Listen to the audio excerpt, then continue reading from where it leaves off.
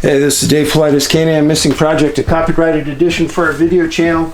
And this is a Huck TV production.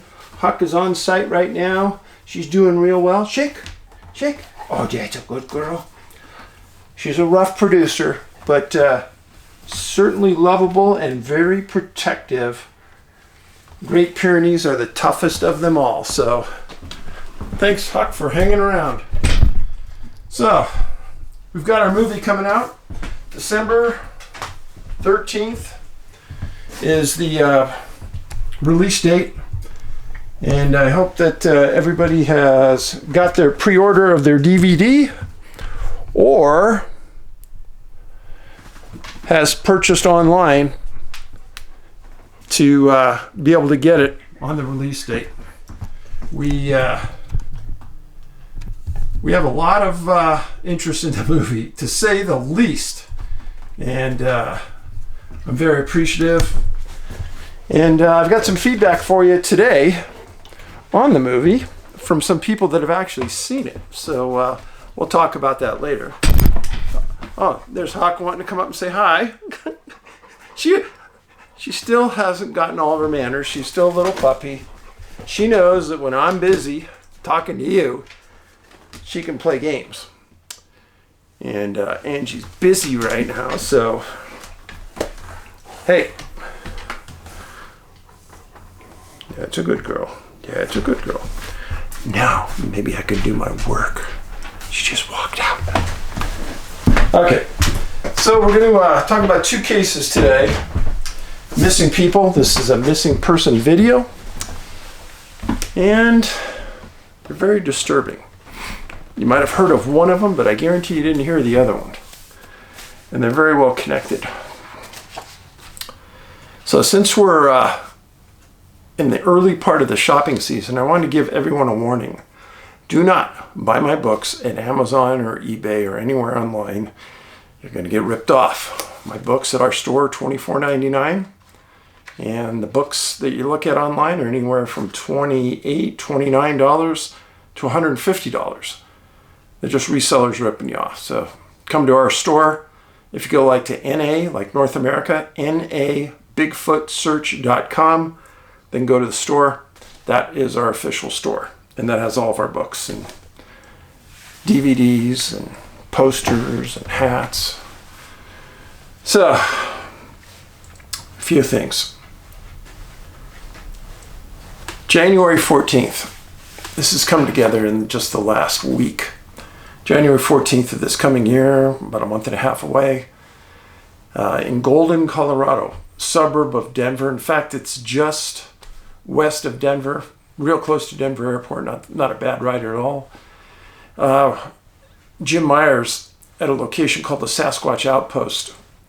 Sasquatch Outpost is in Bailey, Colorado. But if you Google Sasquatch Outpost, you're going to get the link to purchase tickets. This is going to be an epic day. January 14th, all day. It's going to be myself, Harvey Pratt, and Jonathan Dover from the Navajo Rangers. And we're going to be talking about Bigfoot and its relationship to Native America and the truth about it, and not some lies that people want to tell you. Ought to be a great conference. Hope you can make it. Jim said that there's some kind of meet and greet dinner on Friday night where you can come and talk to us, and those are always fun, and Angie will be there, and Gina, Harvey's wife, will be there. It'll be great. It'll be the first time Harvey and I have been together in a while. Bring the Hoopa Project and Tribal Bigfoot with you, because you'll have two of us in the same place. Harvey and I did that book together. So, let's get on to some of these stories. First one. Dave, Angie, and Huck team, happy Thanksgiving. Well, happy Thanksgiving to you.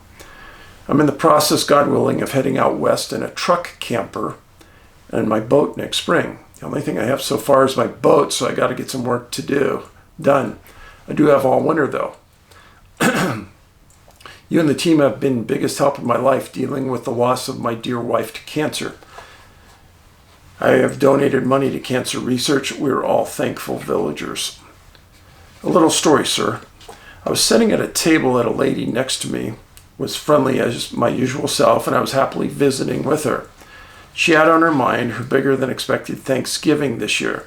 She had unexpectedly become a guardian for 3 grandkids. She seemed somewhat overwhelmed by the project. I handed her some dollars and said, "I hope this can help you in that undertaking." She was so grateful. She got up, not being able to thank me enough, and headed out the door, like to make a beeline to get her Thanksgiving needs. I was always this way, and I thank your team for what they're doing. I'm serious. Giving is a lot better than getting. It's just my life experience. Next letter. Now this is somebody who actually went to the premiere. Send me a letter. Hey Dave, congratulations on the successful showing of Missing 411, the UFO Connection. I came from Albuquerque and met my cousin there who was from Gilbert, Arizona. We were absolutely mesmerized from the moment we got to the beautiful venue and are still talking about it. We met so many like-minded people that we became instant friends. Wonderful social hour dinner, and then the movie. You and your team did an outstanding presentation, and I'm definitely getting a DVD version to watch it again. No spoiler alerts here, villagers. This is a must-see for our type of community. The Navajo Rangers, Mr. Dover and Mr. Milford, were perfect guest speakers. You really gave us a treat there, Dave, and their credibility and ease in speaking of unusual events kept us on the edge of our seat. Wow. I was blown away that the Navajo Nation takes this so seriously that they assigned these rangers to investigate what's happening on their reservation. Thank you again, Dave, for having the premiere and going all out. The gift bags were fantastic. Although my husband got sick at that last moment and couldn't make it, he loved the Missing 411 hat. P.S. Joe Hauser did a great job as the MC. The Montana Vortex is on our list for our next trip up there. Actually, it was Jim Myers that was the MC, and he did do a great job. And Joe Hauser was there, and he does own the Montana Vortex. You just got the J's mixed up. But both good friends. Thanks for being there, Patricia and Lee. Yeah, I was very blessed to have a crew there that was helping beyond measure, and for having friends there that made the event just a super wonderful thing. Next letter. Hey Dave, I've been watching your channel for a while, and this is my first time writing to you. I've been enjoying your Bigfoot 101 series so far, and I'm looking forward to hearing more about what you have to say. I saw your graphic for the Missing 411 UFO Connection in the background of your recent videos. Yeah, right here. And yes, you can get this poster at our store. NA, like North America, BigfootSearch.com. The aircraft on the poster is exactly what I saw in 2002 on the outskirts of Winchester in Stevens City, Virginia. I was on my rounds as a security guard at a now defunct GE light bulb manufacturing facility, and I just stepped outside the main facility to head to the pump house and liquid nitrogen tanks. This is when the aircraft on your poster zoomed from the southwest from beyond the horizon at an unbelievable speed and came to a sudden stop about 40 feet above my head and 20 feet in front of me. All this occurred without a sound. The only thing that caught my attention were the lights, one on each of the 3 points and a light in the center. The lights were the same blue and purple on your graphic of the Missing 411. All 3 lights were sort of cyan in color while it was flying to me and while it was parked over me. I checked my watch and started my watch timer in case I was abducted. Man, that's smart thinking. Then the aircraft lights all of a sudden changed to purple, and it zoomed away without a sound at the northwest. It was about 3 a.m. I hurried to finish my hourly round and compare the time on my watch to the clocks on the facility. I didn't lose any time or black out, so I wasn't abducted. I checked recently, and there appears to be a smaller historic national park several miles to the west of my encounter. I had another encounter with a different entity in North Dakota in January 2011. I was driving from Cavalier Air Force Station in Grand Forks to go shopping. It was about 20 degrees below zero outside. Sunny day, 11 a.m. I was the only car in my section of I-29 at the time. I was approaching an overpass and saw a very large white and gray dog. It was larger than any dog I'd ever seen before. It towered over the guardrails. Since I was the only person on I-29, I was able to slow down and get a better look. Out of habit, I started my watch timer again and thought to myself, what is that? Then it looked at me. Then I thought, what odd timing for it to turn its head. Can it read my thoughts? Then it appeared to smile at me, barely showing its teeth. I felt a little unnerved, so I started moving my car again and went under the overpass at 40 miles an hour. Kept my eyes on the dog-like figure the entire time. It watched me as well. Then I stopped my car again about 50 feet past the overpass, rolled down my window, and stuck my head out for a better look. The dog was enormous and extremely muscular. I estimated it stood 6 to 8 feet tall at the shoulders while on all four legs. I thought, is that what I think it is? Then it smiled again and started running on all four legs to the next ramp for the exit, and I started heading in my direction. And I continued to Grand Forks. The whole encounter lasted about 1:40. On my return trip that day, I took the exit and drove over the overpass, checking the height of the guardrails. It confirmed my estimate of the dog-like figure, 6 to 8 feet at the shoulders. I started researching what I had seen, and I believe I had a dogman or werewolf encounter. There are no national parks in the area, but the Red River flows along I-29 from Canada in the north. For size comparison, I had the opportunity to see NABS, a timber wolf, the largest wolf in Colorado, Wolf and Wildlife Center in Divide. Even though NABS is huge at about 220 pounds, what I saw at the overpass in North Dakota was much bigger. To give some support to my credibility, I served in the military for 16 years, and I'm a Major 04 in the Air Force. I have held a top security clearance for 18 years, and have served at many different fronts. Thank you for your time. If you would like any additional details, please let me know. Wow. Wow. A dog that big. That's huge. That's like a big elk or bigger. Okay, Dave, I was watching the documentary and my heart stopped, and I'm filled with complete and utter terror at the video from the 70s with the human-like vocal sounds in California. I've heard the exact same noise. My friend heard it as well. A friend and I, both were female, were backpacking in the West Fork, Sedona on October 22nd this year. We had 2 dogs with us. We're in the unmaintained part of the trail, only reachable by treading through knee-deep water. It was a colder weekend and a thunderstorm was in the forecast that night. At the last minute, we decided to keep our plans to camp and set up camp in the canyon. This is not a canyon you want to be in a thunderstorm, so we camped up high on a bluff. According to the ranger, there was only one other pair of backpackers camping, also both female, in the canyon, and they were further in than we were. We set up camp and went to sleep in our tents. The trail also closes at sunset, so there is no way someone would be in 5 miles in the Sedona backcountry in a canyon during a thunderstorm hiking in knee-deep water. You get the point. It started thundering and raining heavily through the night. At about 2 a.m., I heard what sounded like someone calling out for someone clear as day, but not anything that sounded like English. The direction came from was the parking lot about 5 miles back, the opposite direction of the other pair of backpackers. It had to have been very loud to hear it over the rain and thunder.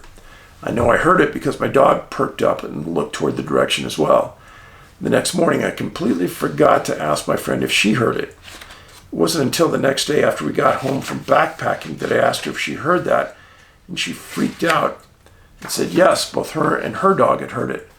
We both thought it was a dream or something. Tonight I watched the documentary. I'm not exaggerating at all when I tell you the sound from the men's video camping in California. I was in Missing 411 Hunted. Watch that on YouTube. It's exactly the same sound we heard in Sedona. I sent a video to my friend and she had a panic attack. I'm so terrified I cried hearing that noise. I needed you to know that someone else has heard this too, and in other areas of clusters of your map. Sedona is also known for weird things, and I will tell you that I will never camp in Sedona again. So I emailed her a series of questions. How far were you from the creek? 150 feet, she said. She pinpointed the sound just under the bluff they were camped on. The sound lasted approximately 45 seconds. Best location is they were between Flagstaff and Sedona, maybe a little closer to Sedona on the west side of the highway.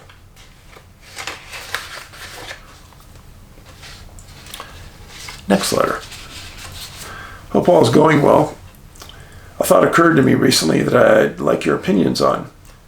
Could it be that Bigfoot or other creatures may be able to see in the infrared range? This would explain why it's difficult to photograph or game cameras don't pick these up, while autofocus and shutters use IR. Bigfoot may be able to see in that wavelength and avoid the devices. It'd be interesting to see if by turning off the autofocus or covering up the IR flash, more photos could be taken. If you watch the behavior on many videos, as soon as the camera is pointed at them, they run. It's amazing how big the IR flash and the devices make them focus. Oh no, I think everybody in the know believes Bigfoot can see in the IR range. And I've told hundreds of people to do this, and as of yet, nobody has. There are supply stores, electronic supply stores, where burglar alarm installation people go to buy their products. One of the products they buy is a pad that triggers an alarm. A pad can trigger anything. Pad can be under dirt, a pad could be under leaves. A pad usually is under a carpet, and when you step on it, the alarm goes off. So if the burglar gets in beyond your perimeter, and they get inside your house, they're walking down the highway, boom, they hit a pad.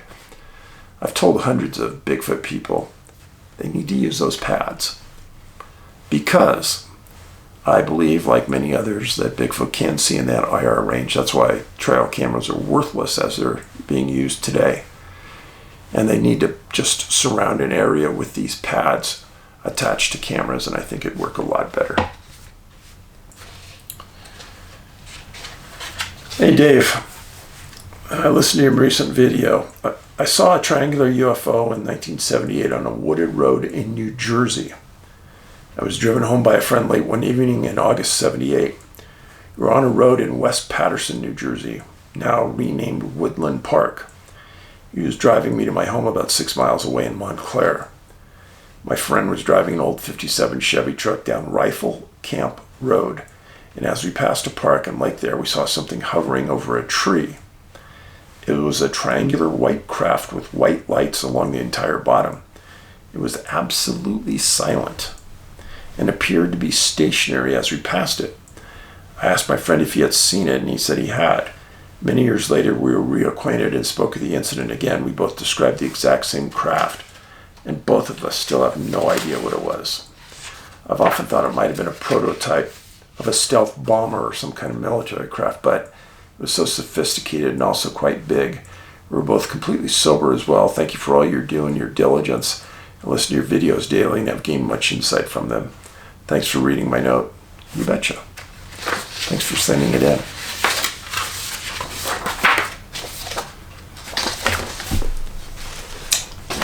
So, I've spent a lot of time in the Yukon Territory and in Alaska.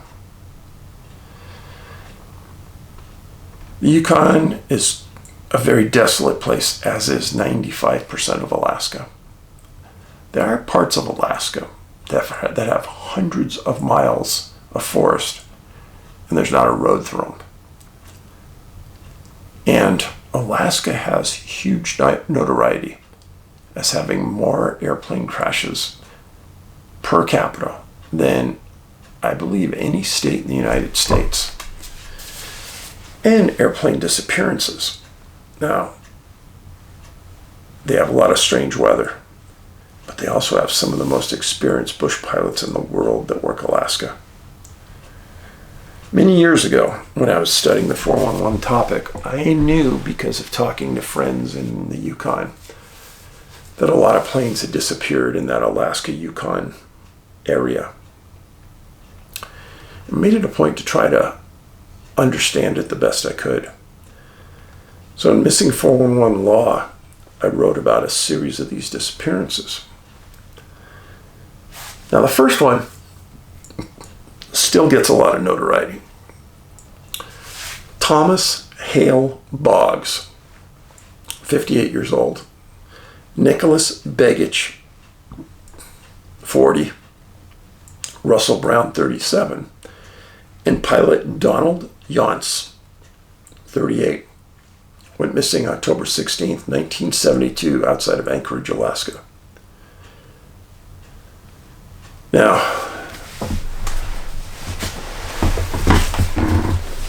give you the, this is Jonz, Hale Boggs, Nick Begich. Now, Boggs, in 1972, was the House Majority Leader in the U.S. Congress, highly influential person. He liked to campaign for others. He liked to travel the states and meet people. He was the House Majority Leader. He enjoyed supporting the Democratic Party, and he was the Majority Whip from 62 to 71, and the Majority Leader 71 through 72. Now, in October 1972, Boggs flew to Alaska to support Begich on his re-election to the House. Russell Brown was Mr. Boggs' assistant. Now, Boggs and Brown arrived in Anchorage on October 15th, and they did a fundraising that dinner for Begich, and where Boggs spoke.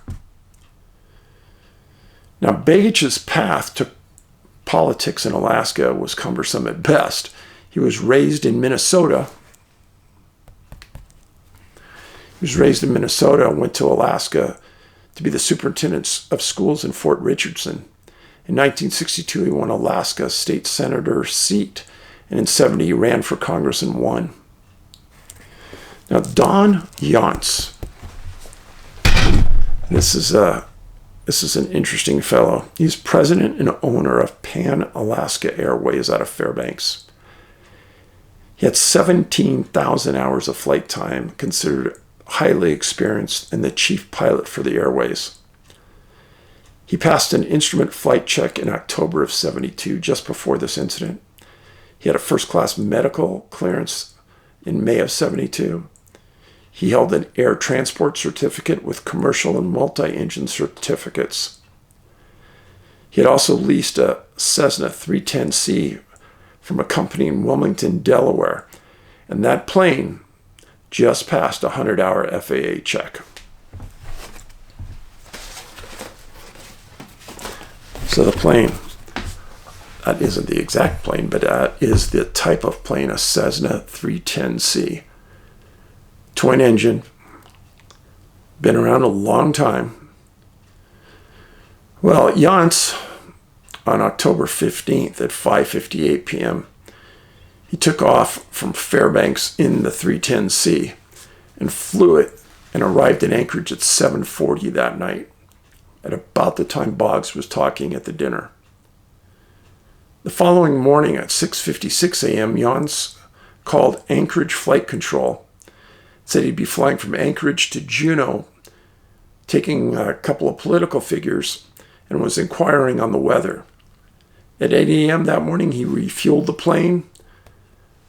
It had markings on it of N1812 H as in Henry, and he filled it with 48.7 gallons of fuel.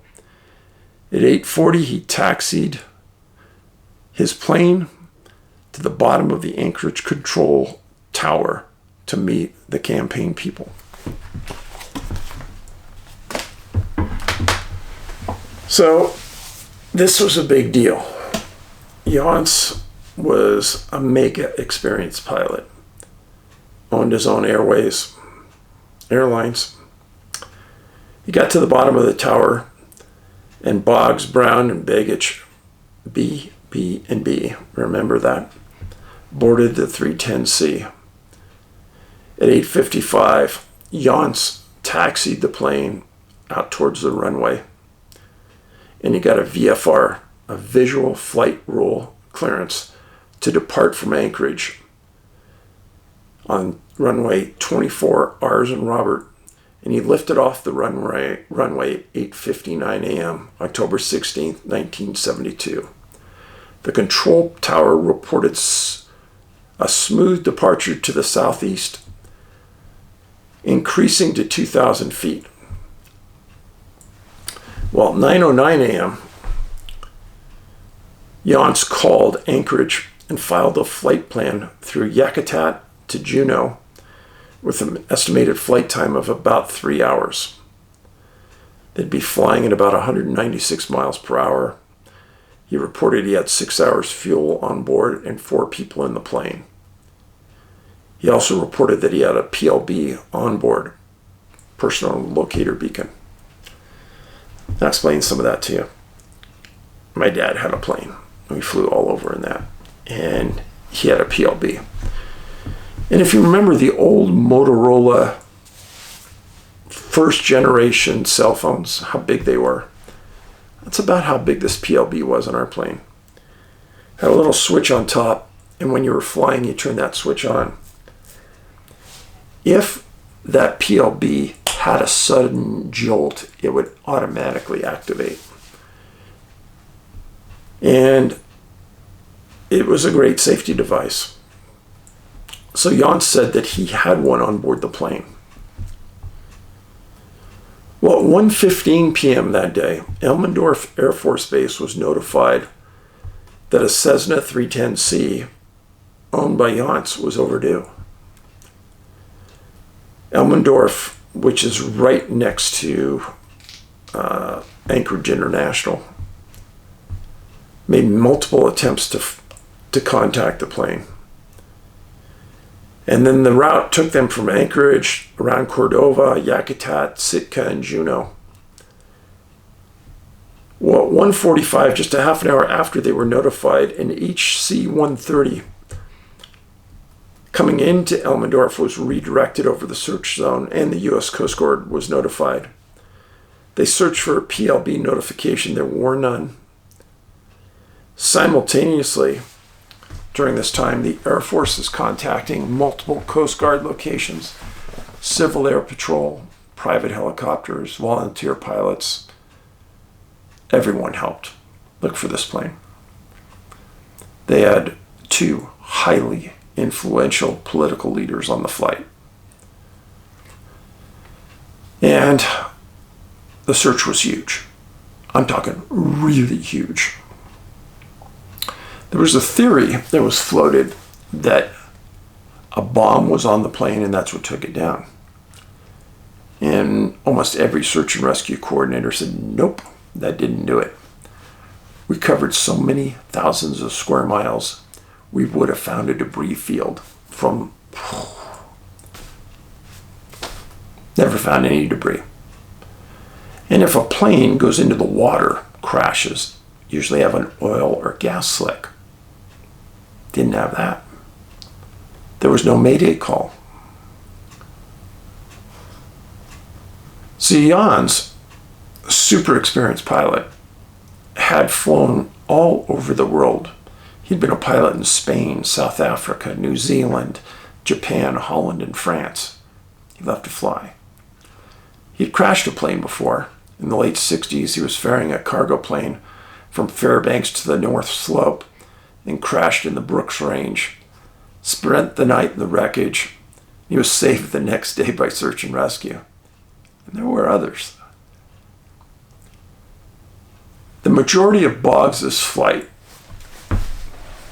or a high percentage of the flight, was over water. And I'll show you. So they left Anchorage right outside. The line is over water right here, but Anchorage is up here. As you take out in a southern direction over Anchorage, you fly over the straits right here.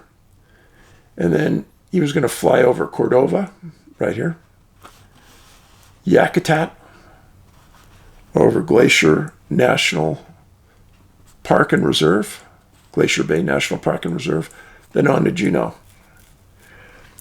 Trust me, it didn't go past me that he was flying over a national park. But a lot of this was either over land, over water, and the specific flight path, while taking longer than going straight to Juneau over water, it was a safer route because it kept you near land in case there was an emergency. At least that was the thinking. There's also a theory that maybe they accidentally flew over a glacier, They crashed on the glacier and slid into a fissure. I mean, that's a big one. That's a big swallow to believe that happened. But the Air Force felt compelled to find this plane, and they flew in an SR-71 to Elmendorf. And it spent a week flying at super high altitudes with super good electronics and cameras. And then they downloaded and looked at the data trying to find a crashed plane. Well, the Air Force finally said that SR-71 covered 60,000 square miles. The formal search for Boggs and Brown and Begich took 3 weeks. The specific flight path skirts also Kluane National Park. And in that area of Kluane and Glacier, the salmon were running. And there were notes made in the reports that there were 400 boats in the area where this plane would have passed over. The point being is that none of the boats heard anything or saw anything unusual. Now think about this, folks. 50 years ago, Alaska had many, many less people than it has today. Settlements were much smaller. The amount of immigrants that they have into that state in the last 50 years is enormous. Well, with all of the influx of people and all of the people moving into areas that maybe wasn't occupied before, the thought that it's been 50 years and this plane has never been found boggles the mind. Boggled my mind, it always has. So, remember this case. Now, I want to step you back to some other videos we've done. There's a video I did where Canada called the United States. This is about 40 years ago, 50 years ago. And they said that there was a UFO flying over Lake Superior from east to west. And they asked the U.S. to scramble a Air Force jet to go out and intercept it. And I reported on that. And the jet went out and disappeared when it got into radar focus of the UFO. And then a second search and rescue plane went out, and it also disappeared. Now, you go further down in Michigan, and it's in that arm that goes north in Michigan, and Chicago's over here. Well, a Northwest Orient plane disappeared. It was never been found. Jet had, I think, 38 people on board. Never was found. Search and rescue aircraft went out. It disappeared. It was never found. Well, how can that be, folks? Well, let's not forget that there was a whole squadron of planes that disappeared in the Bermuda Triangle, and one of the search and rescue planes that went out on that, it disappeared, and it was never found. What does that tell you, folks? That tells me that these were not normal disappearances. Something else is going on. And you heard it first right here where I connected all the dots on these. No, nobody else has. I'm just telling you. Now, the next story is one of those dot comparisons. 6 days after the Boggs disappearance, 6 days, John Bratton and his wife Meba, John was 52, Meba was 50. They were from Sepulveda, California, Southern California. And they flew their twin-engine Aero Commander plane. Looked just like this. From Sepulveda to Anchorage. They flew into Merrill Airport, which is just 2 miles from Anchorage International. And on October 22nd, they were leaving on their trip headed home. So, John's flying, only has his wife this plane is capable of carrying up to 11 people with luggage. It's an Aero Commander 680. It has two 380 horsepower Lycoming engines. It can cruise at 240 miles an hour. That Cessna that crashed with Boggs in it only has 194 mile an hour cruising speed. This plane right here jumped off the runway when they took off at Merrill. And the control tower said that they took off and they had a confirmed sighting over Turnagain Arm, which is just south of Anchorage International. And that was exactly the same last sighting of the Donald Jonz plane that had Boggs on it, last seen over Turnagain Arms. And it was turning towards its flight path. Well, this Aero Commander could fly at 28,000 feet and it was pressurized. It was supposed to be over Annette Island at 3 p.m. that day.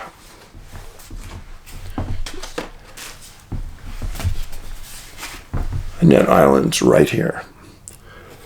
This plane, pay attention, logged the exact same flight path as the Boggs plane.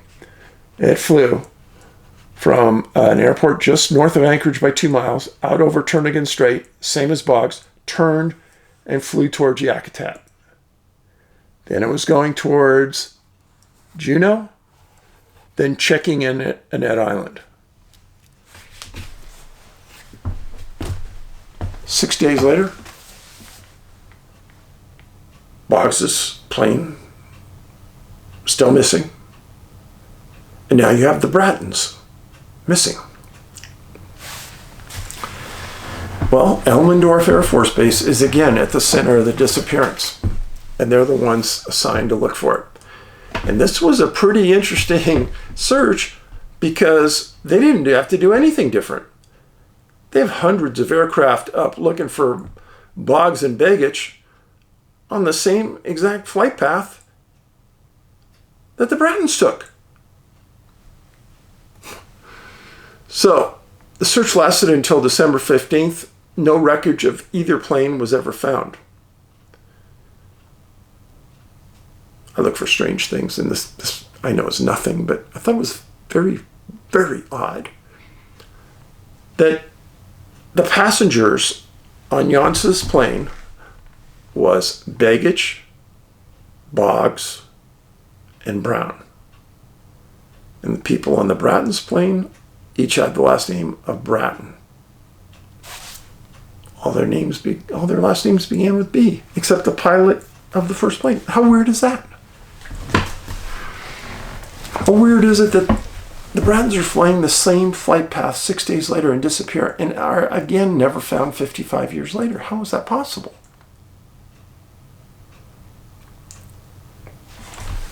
As somebody who's flown a lot in private planes, I want to tell you a big difference about this plane compared to the Cessna.